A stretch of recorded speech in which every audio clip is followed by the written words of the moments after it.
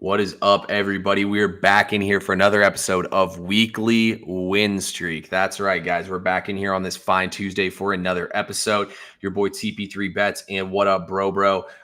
Yesterday, we had back-to-back winning days, finally broke out of our little losing streak. So we're trying to build on that and give the people some more winners today. But ultimately, guys, it's just good to be back on here and have the whole community back on here talking plays with us. Bro, how we doing today, my man? We're living. We need to bounce back after yesterday. Yesterday was not ideal. Mariners saved us from a historically bad state. So today's going to be better. How about you, dude? Yeah, no, I was actually watching that Mariners game. I was bored just like trying to work on some college football last night. And I just had the game on as background noise because all my games are over at that point. And I saw that they put up some early runs on them. I was like, thank God, man. I know bro needed that one. So I was pulling for you last night. Yeah, it was a good day for me yesterday. I'm telling you guys, man, somebody has literally said to me today, the line of the White Sox game is plus 120 for a reason. They're taking the White Sox. And I said, look, dude, I'm not even going to try to troll you or tell you you're wrong here, but why the fuck are you going to bet on the Chicago White Sox today?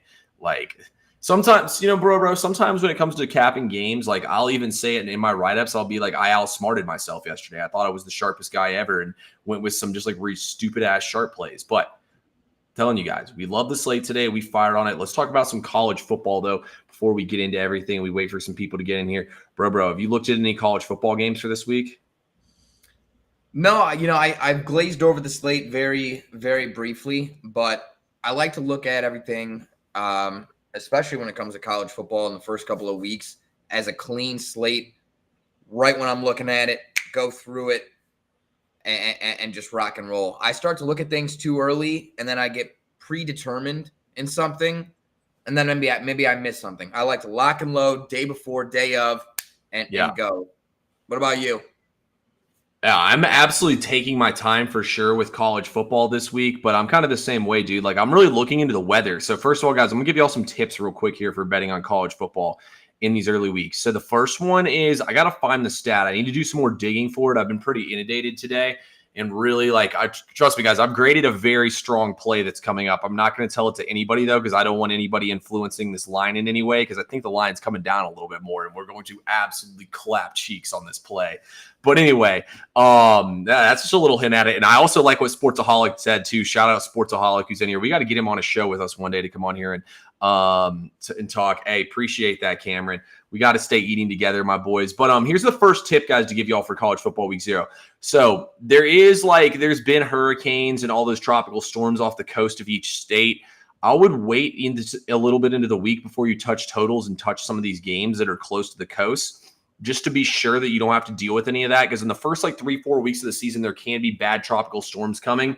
And honestly, they can say it early in the week and then they don't come. And you can catch really good value going against those lines. I'll never forget some of my best bets have been going against when people claim the tropical storms are coming. So that is something to take into factor here. The second thing you really want to factor in when looking at the early in the season college football slates is the weather. Like, y'all know I preach overs in baseball when it's hot because the ball carries more. Well, it's kind of the same thing here in football. You're wearing pads. You're a college student. You're out on a football field at 3:30 in Florida, in Gainesville, Florida, and it's hotter than piss outside. It's 100 degrees, and it feels like 109 degrees outside. And you're huffing and puffing trying to chase around Cam Ward, who runs a 4.3 40. Just saying, guys, the defenses might get a little tired in that game, and there might be a little extra points. That's just something to keep in the back of your mind when looking into college football week 0 and week 1, week 2, week 3. It's how hot it can be in these games, specifically the state of Texas, specifically the state of Florida. But if you look right now, it's really hot in the Midwest, which we'll talk about when we get to the baseball portion of things, which I was absolutely licking my chops over today. Yeah, man. Sharp, very sharp. And I'll tell you, it's hot. It's very hot here in Ohio even. It's like fucking 95 degrees, dude. Yeah, and bro, just an insane line to even talk about here. I was looking at today, guys. I'm about to put in work on college football tonight. I don't plan on going to bed till 1 a.m. I'm going to cap every single game in depth. But anyway, Akron and Ohio State. Ohio State's minus 50 and the total in that game's 58. I don't know how you're thinking about your Buckeyes right now, but do you have any early thoughts on this game? Because, I almost look at this as, dude, if Ohio State's going to cover this line, there is no way that they score 51 points. The game's got to go over the total if they're going to cover the line. At that point, the spread is what, 90% of the total? Yeah. Akron is bad. I mean, they are really bad. But also, Ohio State is known to never run up the store on people like that. They just don't. They just don't. Like they'll get up 40 and then they'll pull everybody. Yeah. They'll pull everybody. So I even as an Ohio State guy, I don't want to touch a 50-point spread at all. I don't want anything to do with that. I mean, yeah, if you're touching that game, it has to be the over. It has to be the over. You got to think maybe Akron gets a field goal. Ohio State maybe gets your 56 right there, and boom. Hope the fuck that's really all you need. What'd you say it was? 50 and a half? Yeah. Ohio State's minus 50.5 to 51, and the total in that game's 58.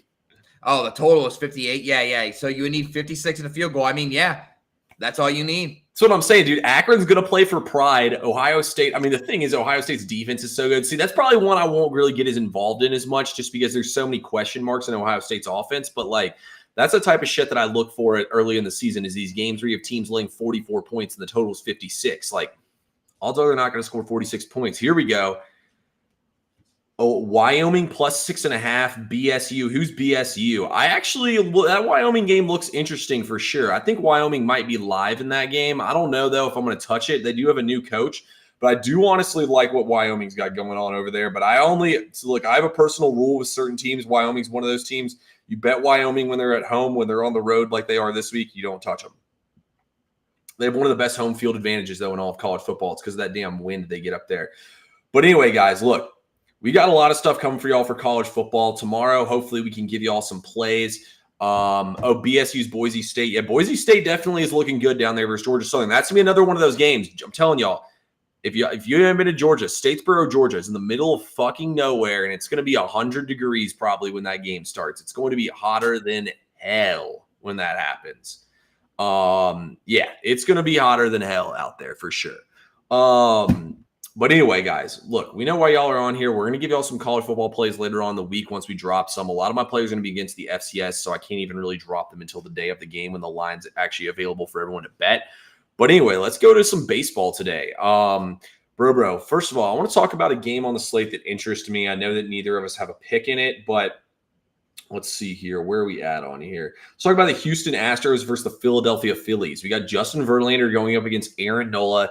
I guarantee you Verlander ain't been an underdog too many times since he's been on the Astros. You got any thoughts on this game? Yeah, when I looked at it, I was like, this is trappy as shit. Houston's been in every game seemingly every game. Even when they lose, they've been winning. They've been winning the whole this is the perfect opportunity. It was a close game yesterday. Perfect opportunity. Everybody sees Philly is a little bit back. They price it just right. It's a little more juicy than like that warning area. The warning area is like minus 125, minus 130 at home. But yeah, I could see the Phillies losing. I could see the Phillies losing today. I certainly could. Verlander's that dude, and I think the Astros, they know, okay, we are in prime position right now. We've taken advantage. Mm-hmm. We're in the lead in our division. We have to stay moving, stay cruising, and they're riding kind of that motivation. They're riding kind of that surge, and I think today's a good day. What do you think, though? What do you think? Yeah, I agree. Verlander's probably not been a dog that much. Yeah, before I say something, I just want to say something real quick to what Connor said down there. That is a great point, Connor, and that's exactly why that game has been marked as a game I find very interesting. I'm looking at Boise State in that game, laying the number with them. So I just wanted to throw that out there. That's a great point. I was thinking the exact same thing as you there on that game. Anyway, though, yeah, I honestly capped this game. I was going to try to take Houston in the game. I capped it, and I actually kind of like the over. Verlander's definitely seen a downtick in his fastball. He hasn't pitched that much this year. Philadelphia's offense has been in decent form, even though they haven't been winning games. I think both teams can score runs in this game. It's just honestly, guys, on a day like today when there's a bunch of games where it's 90 plus to 100 degrees outside in these games, I'm not fooling around with any of these games that are in the 70s and 80s to take the over. In my opinion, it just doesn't make any sense when these hot games typically have a so much higher rate of going over the total. I mean, obviously nothing's 100%, but the way I look at it is the weather plays a lot bigger factor in those games and the balls carry way more. So I was just like, why would I mess with it? And also too, I made the total in that game 8.7. So I was pretty interested in it at 8, and it was 8.5 minus 122 to 9 in most shops. So I went ahead and passed on it. But honestly, I think both pitchers are being extremely overrated in this matchup. And I think the over and the Astros are the way to look in that game. So I agree with you on that, bro. Also love how you've been tracking these games to try to like find like the spots where the dogs have been winning and the favorites and whatnot. Yeah, man.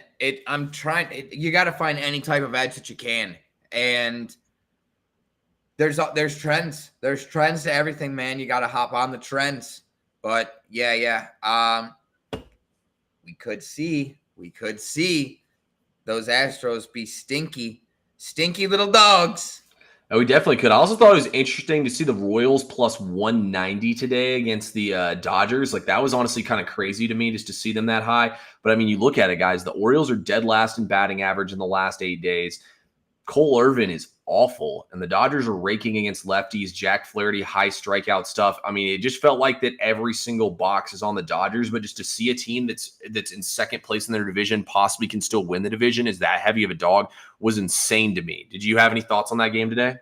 Yeah, that's actually a great segue. To be full transparency, I don't know if it's the heat. I don't know what it is, but today, folks, I've been having a headache that feels like an elephant has just been stomping on my brains all fucking day.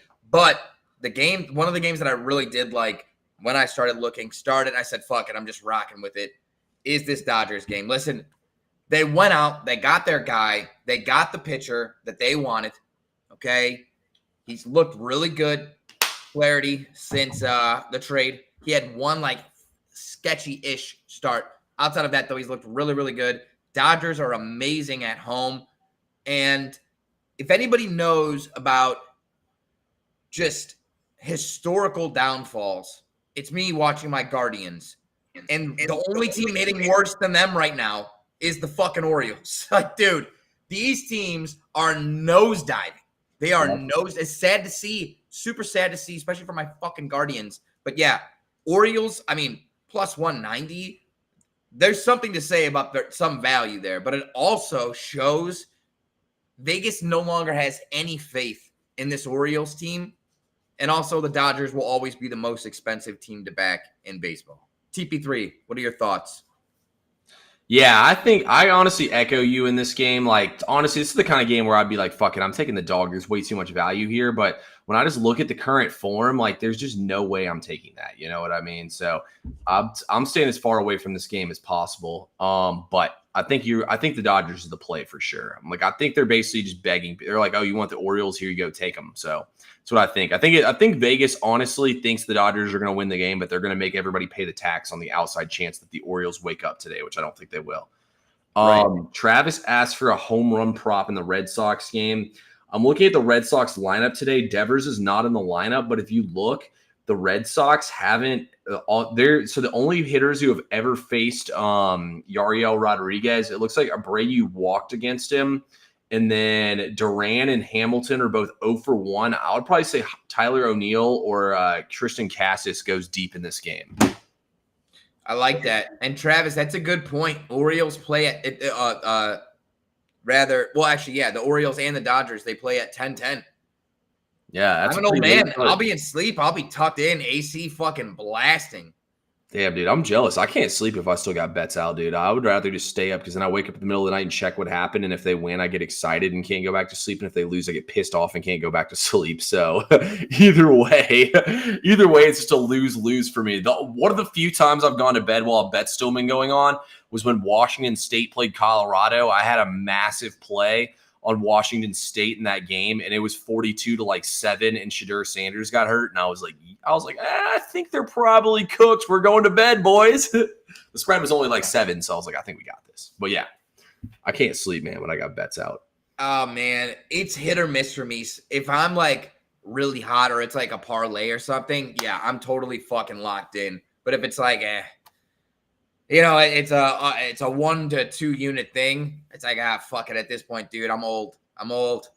Get me to bed. Get me my fucking pistachio ice cream. No, just kidding. Yeah, so one of the most absurd stories I'll ever tell y'all when it came to betting on sports, and then I'll get to my free play, I promise. This is just so absurd, and I completely remembered it. So a couple of years ago, Washington played Cal. This was pre-COVID. This was the season, I think, before COVID.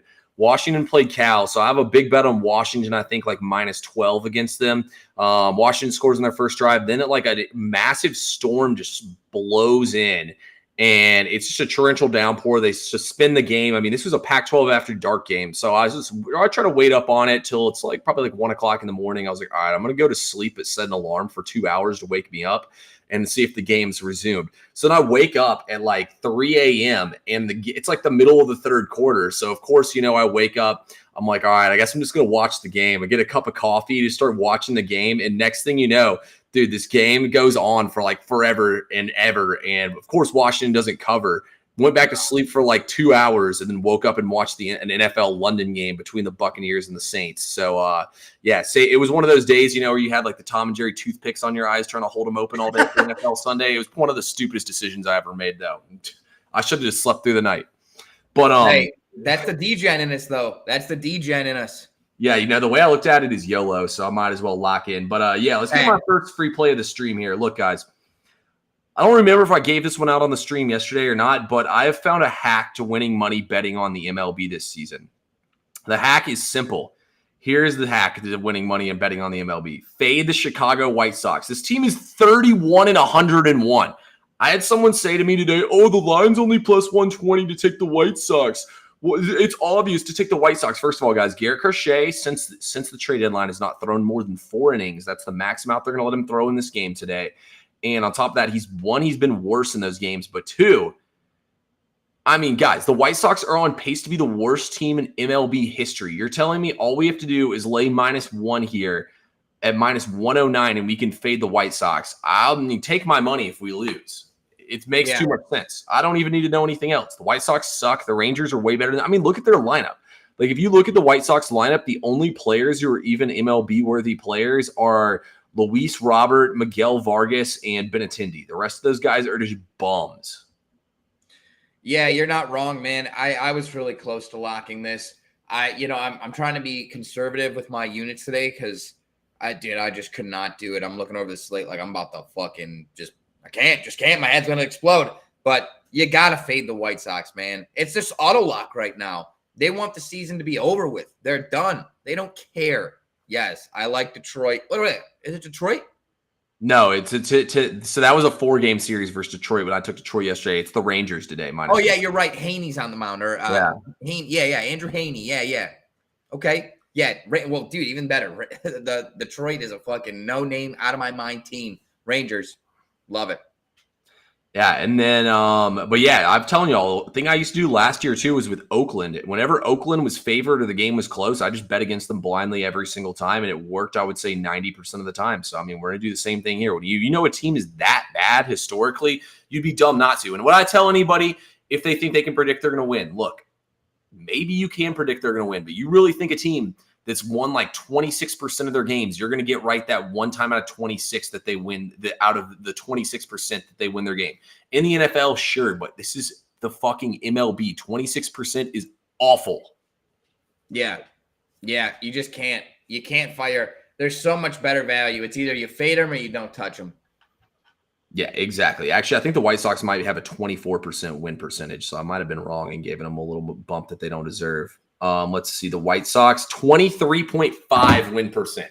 You're telling me in a 162 game sample size, you're going to pick a team right that lost 123. They lost 23% of their, or that won 23.5% of their games. There we go. Words are hard today.